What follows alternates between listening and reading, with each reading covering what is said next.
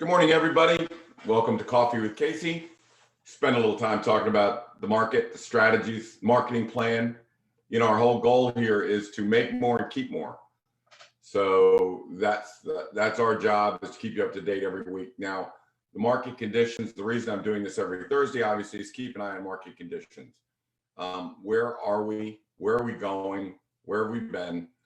Compare today's market to other markets past 5 years. When is this lack of inventory going to stop?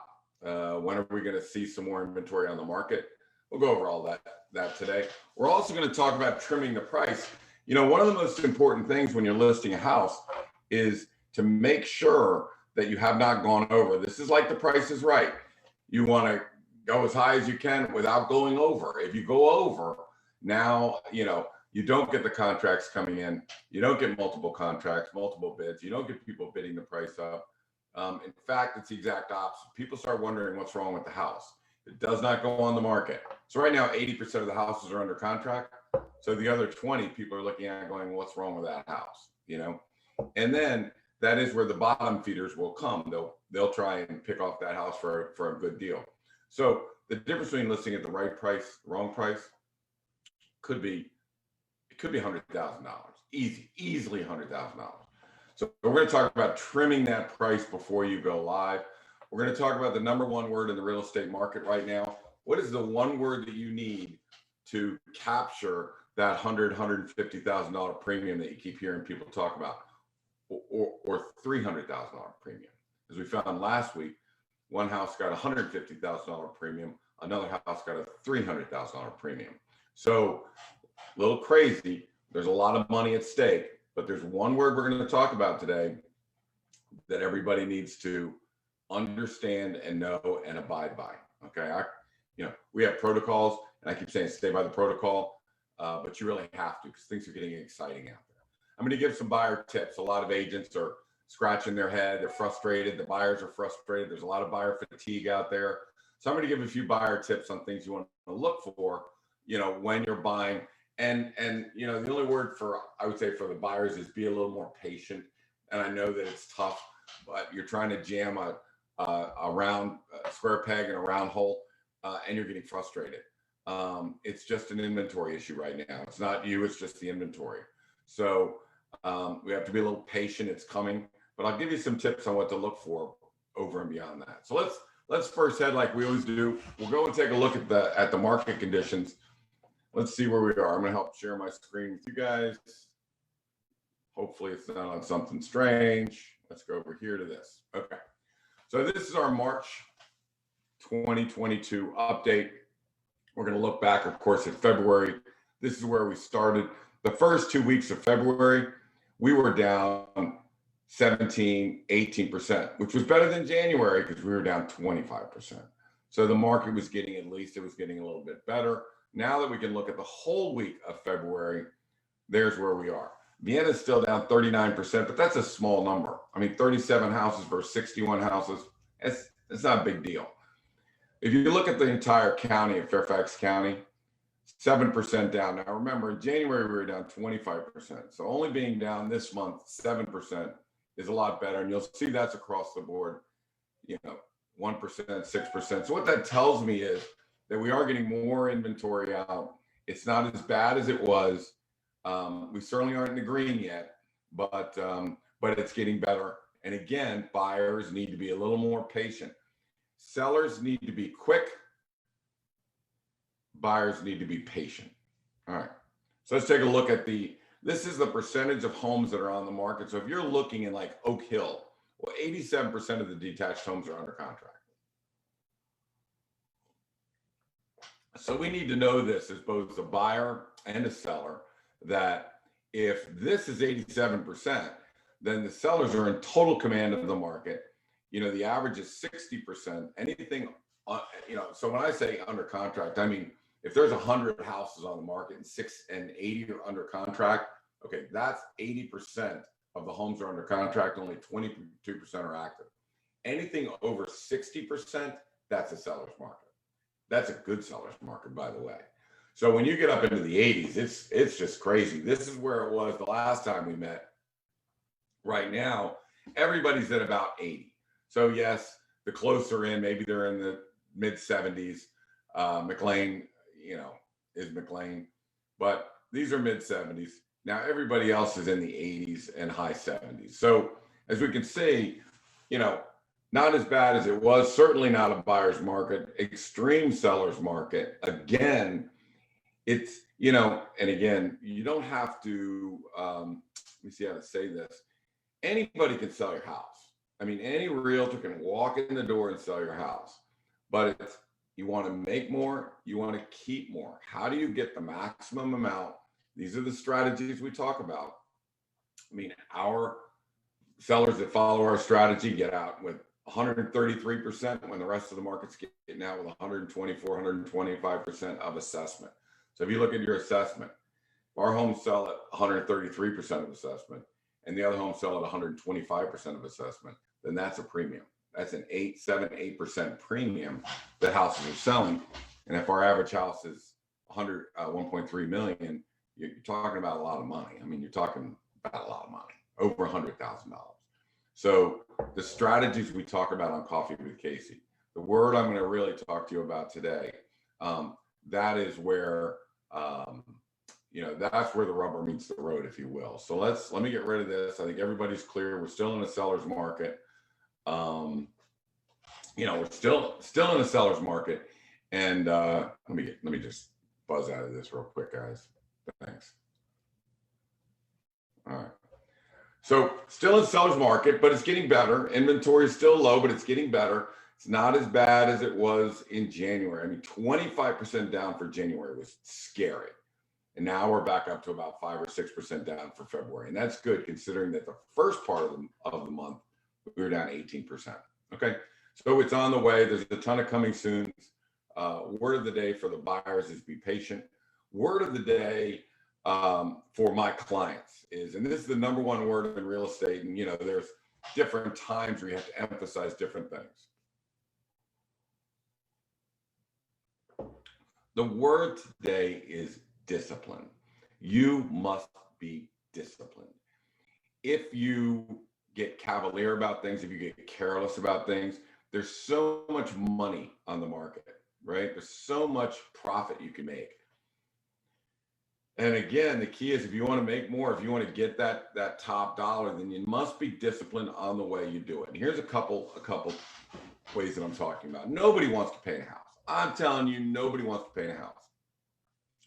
But if you do, you're going to get paid. And you're going to get paid, you know, 5 times the money that you spent, right? Maybe 7 times the money you spent, maybe 10 times the money you spent. Nobody wants to switch out hardware in their house. But if you do, you get paid, and you get paid big time.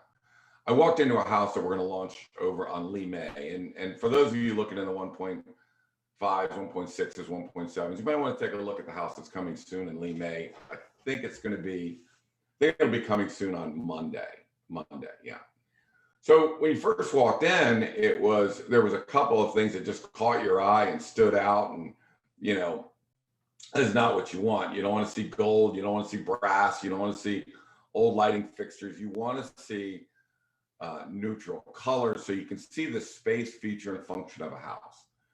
So these sellers did it right. They spent the money. They got the carpeting. They got the paint. They picked their house up. They put the hardware in.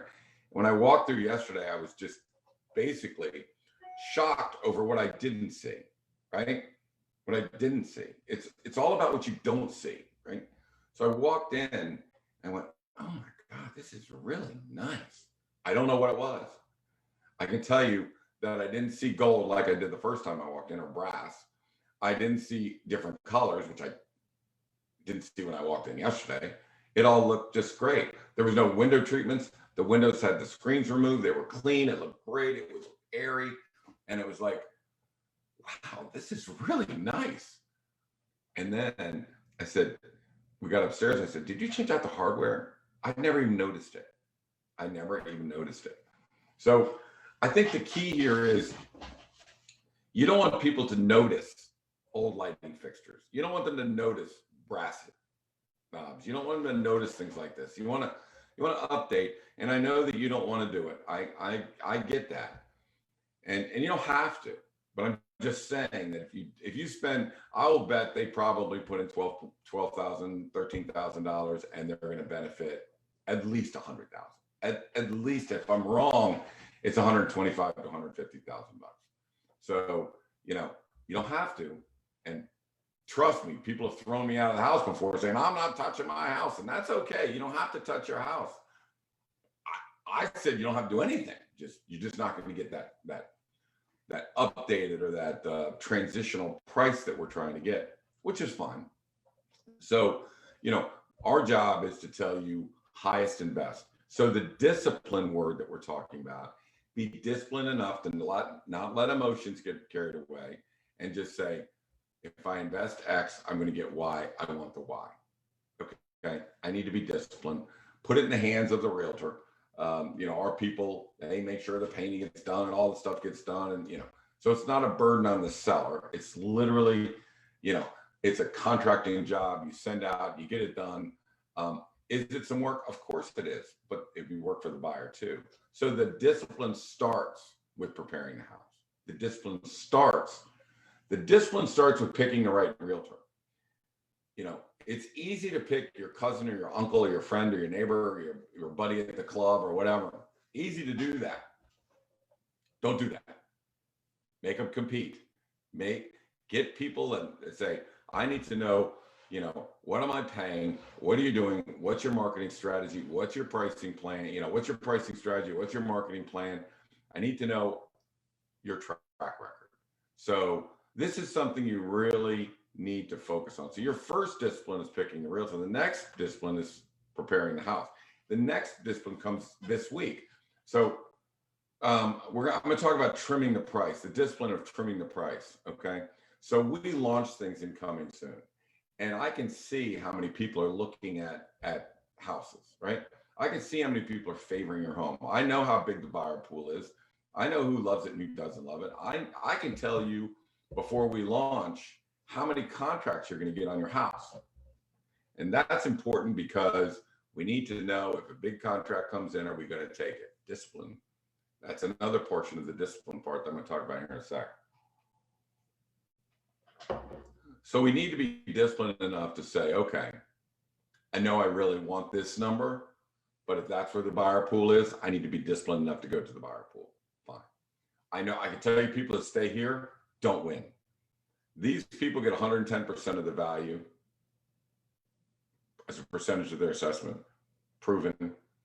And the people that drop it to here get 133% of their assessment. So I will tell you, you should be here, not here, because you got $100,000 at stake. So this week, we're launching 2 houses. Great house on Poplar Glen. Poplar Glen had 26 people saying it's their favorite. They're loving it. And I got 20 and 30 people wanting to see it. And we put it on for $1,050,000, right? Clearly, that is, although it's a good number, was too low. So I went to that seller and I said, look, you know, I'm usually telling people to drop your thing a little bit, but I think you need to go to 1.1 because I see this coming in somewhere about 1.2. Okay. Based on all these people coming in, I think we're coming in. I think we're going to get 1.2. Let's get a little closer. Let's go to 1.1. Not going over a major threshold, just to go to 1.1. He said, yes, okay, let's do it. So let's do that. So at the same time, I had a house that's 1.55, and they only had 4 people in that buyer pool that were favoring that house for whatever reason, and the buyer pool was only 200. By the way, the buyer pool on Poplar Glen was over 1,000. So I don't need that many people. So the other one was only 200, 1.55. So for that, it's like, look, we're going to get 1.6. I'm telling you we can get 1.6, but we have to go to 1.5 million to do it, right?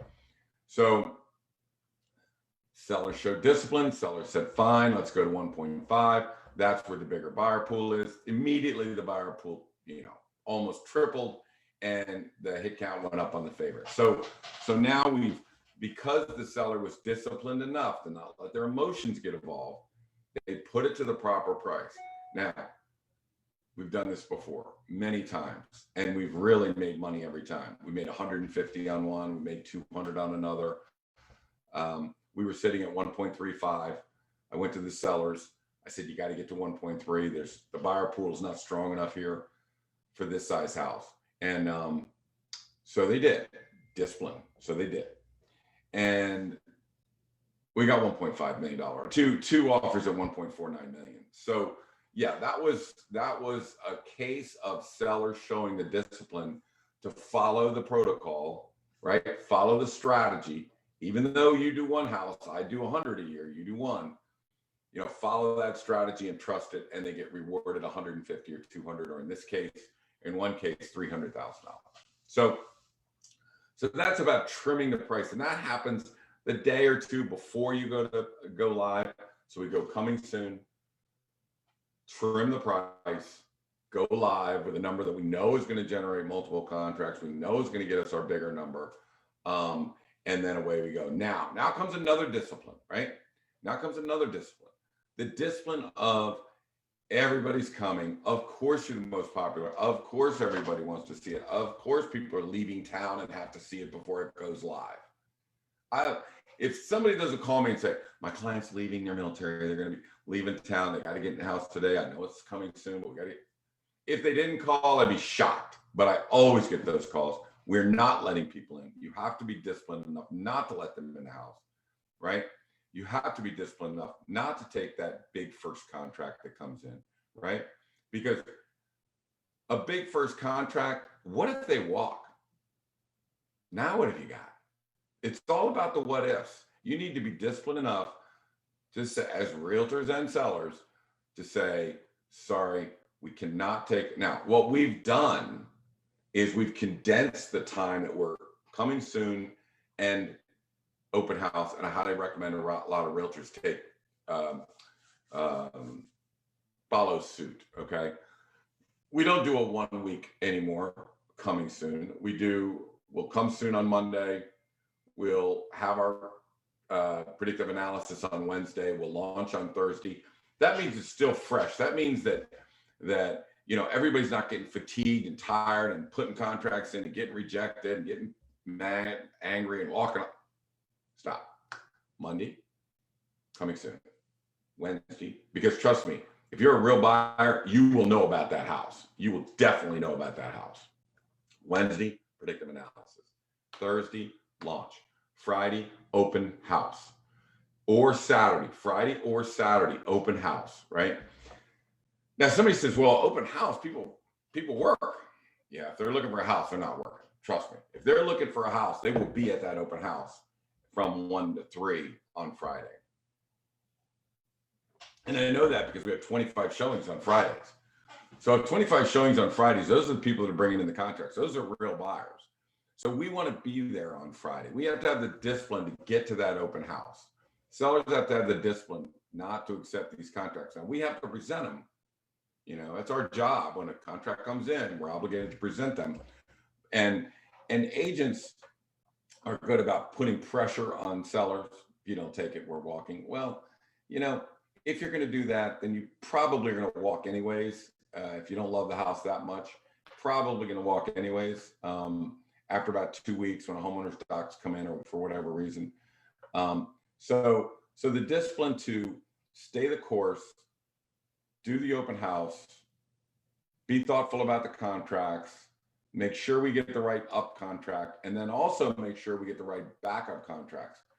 Because should the first one get squirrely, should the first one walk away, should there be an onslaught of inventory, and this is coming, by the way, we have our inventory slated to launch is 60 times higher from March to May 1, is 60 times higher than we were last year. 60%, not 60 times, 60%. 60% higher than it was last year. So if we're any indicator, it's coming. And we're a big indicator because we do, again, more listings in Vienna than, we did more listings over $1 million last year than all the Compass agents combined. So we are a good indicator that just on my pipeline, we've got, we're up 60%. So I think it's coming. So if the inventory does start to come and you have somebody that's under contract, you paid $200,000 over list price, can you get that to stick? Can you get them to get the settlement? I think this is a Seinfeld episode, guys. It's not about getting the contract. It's about holding the contract to settlement. So the discipline helps us pick the right realtor, prepare the house correctly, be thoughtful about our pricing, make sure we priced it correctly, be disciplined about not accepting contracts early, be disciplined about checking all the contracts and making sure. I've got 10 minutes, just a little more to say, but so I'm going to tell you this story. I'm going to tell you it's very applicable to real estate. We coach football. The other team in a county championship game, Chantilly scored a touchdown with 1 minute and 2 seconds to play. We get the ball. We're driving down the field. It's an incredible drive all the way down the field. With 11 seconds on the clock, Billy Pickett throws a pass in the back corner of the end zone to Jordan Ebersol. The Madison High School is packed. And Jordan makes this incredible catch, feet down, touchdown. We tie the game. We marched in 56 seconds, 6 seconds left on the clock. So at that time, a coach has got to be very calm and collected and never get emotional, never turn into a fan. If you turn into a fan, you're screwed. And here's that example. So I was so excited, and I knew it was oh my God, it's the greatest thing of all time, that I totally blew it in that I needed to tell the kicker, make sure you kick the ball at least 10 yards and go kick it to a flower pot. I was too busy celebrating. Instead of telling him to kick it to a flower pot who will run around and possibly fumble the ball and we could get it and score, I didn't. I was a fan. I was too excited. And so what happens, it doesn't go 10 yards, they get the ball. Okay, again, I was still having too good of a time and wasn't really focused or paying attention. Instead of telling the defensive backs to play back, let them catch it, tackle them, let's go to overtime. I did not. And of course, our safety tried to intercept the ball. They caught it and they ran for a touchdown. So in 1 minute and 2 seconds, there was 3 touchdowns scored, right? Now, we lost that game because I broke discipline as a coach and didn't stay calm, cool, and collected. No matter how crazy things are, you got to stay calm, cool, and collected. The real estate market right now is seeing 3 touchdowns scored in the last minute, right? We're scoring touchdowns right now. We are just like I was when we scored that touchdown with 6 seconds on the clock. It was incredible. 100,000 over list price, incredible. 150, 200,000 over list price, incredible. 300,000 over list price. Somebody crack some champagne. Now's the time to be calm. Don't go celebrating. Don't start popping any champagne. Now is that time. There's 6 seconds on the clock, right? We need to win the game. So, this is not the time to break ceremonial discipline. This is the time to be very calm, very thoughtful, very disciplined. So now you know why I say that discipline is the number one word in real estate right now. You need to know your protocols. You need to stick with your protocols. Don't get impressed with yourself for selling a house for 200,000 over list price. Don't be impressed that you're a seller that got, blah, blah, blah over for your house. We're not done yet, right? We need to just stay disciplined through the whole thing. Okay. Be very calm. Be very thoughtful. There's a lot of money at stake. So let's not all go celebrating and patting ourselves on the back yet. We'll do that at settlement. When they disperse, you owe me beers at the Vienna Inn. If we go over 100,000, you owe me beers at the Vienna Inn. And if we go under 100,000, I owe you beers at the Vienna Inn. Let me tell you something. Somebody's drinking beers down at the Vienna Inn. So anyways, that's our word for today. So today we talked about market conditions are getting better.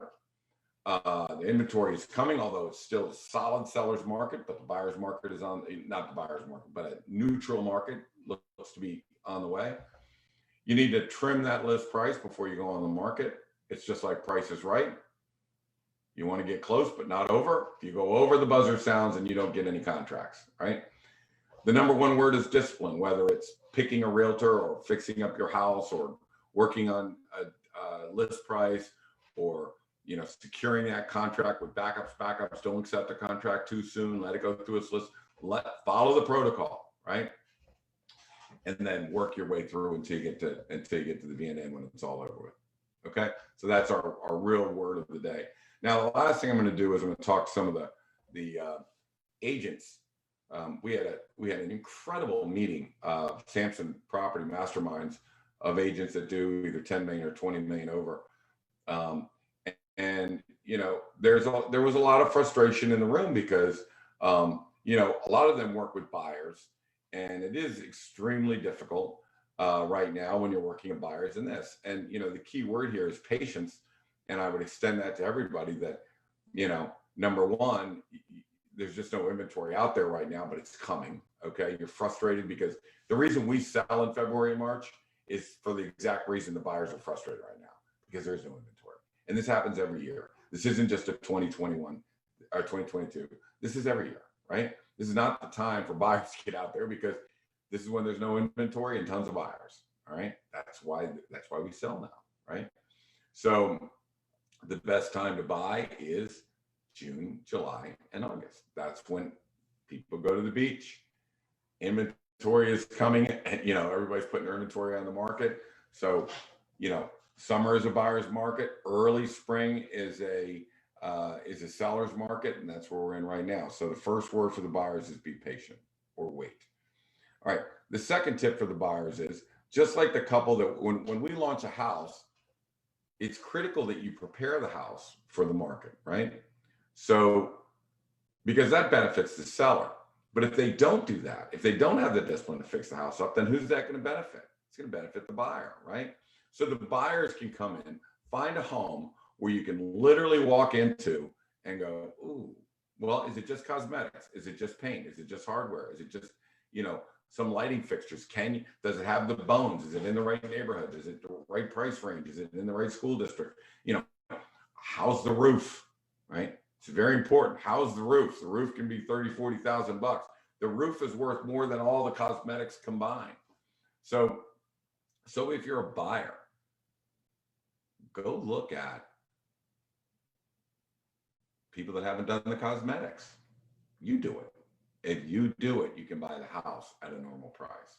I know you don't want to do the work, right? And, your realtor probably sets up listings too, and they can help you with, hey, when you come in, these are your proper paints, right? These are the proper lighting fixtures. These are today's, this is today's hardware. They can at least you help set it up. So find people that make mistakes, right? Now, I don't begrudge agents for calling a listing agent, try and get contracts, and I don't begrudge them, because you know what? There are some not very bright agents that'll just say, oh my gosh, you're going to offer us 50,000 over this price. My gosh, that's really good. Let me get this back to my seller. And sometimes they will accept that. So you got to give it a try. At least you got to talk to the listing agent.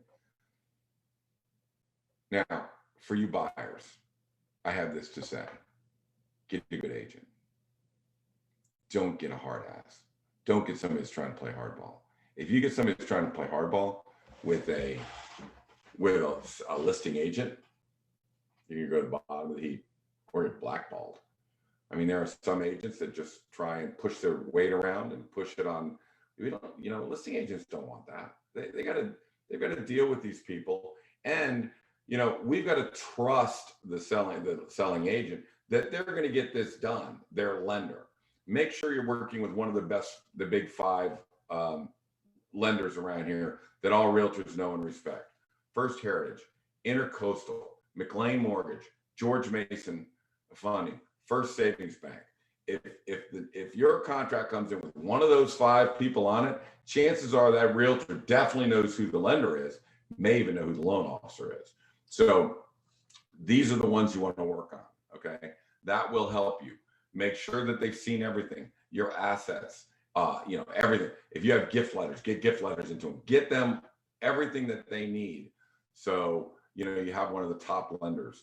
I think the agents are, some agents want to fight with you, so we have a policy, no escalation clauses, because it's in the best interest of buyers to have an escalation clause, in the best interest of sellers to have highest and best offers. So we don't allow escalation clauses. We want highest and best offers. So if you're the only contract that comes in and you've got an escalation clause, I can't really throw it out because it's all I got, right? But we have also ways of dealing with that.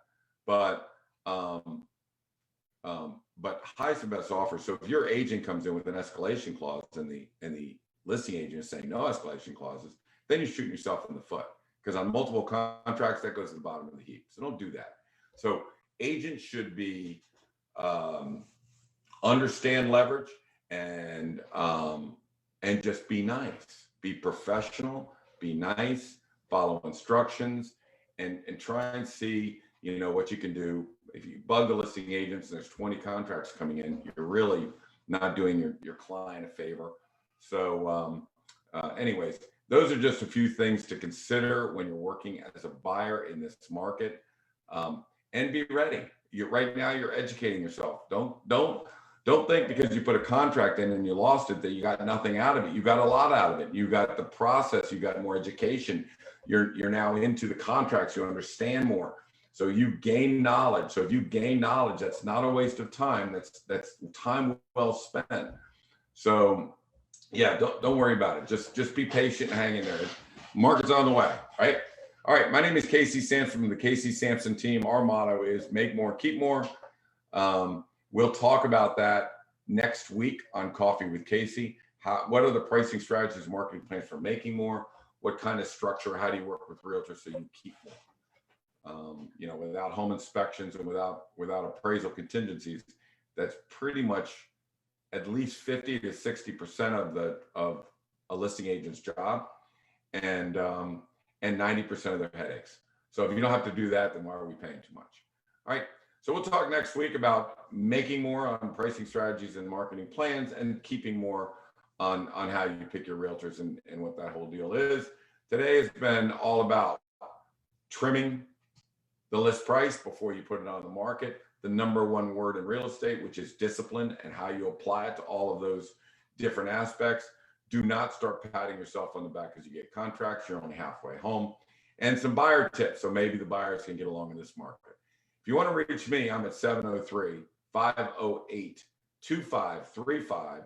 You can see my team's information on CaseySampson.com. If you want to see one of these on podcast, CaseySampson.com/podcast. We'll see you again next Thursday. If you need any help in the real estate market, give them a call. Remember, friends don't let friends, family, business associates lose in this real estate market. You want them to make more and keep more. See ya.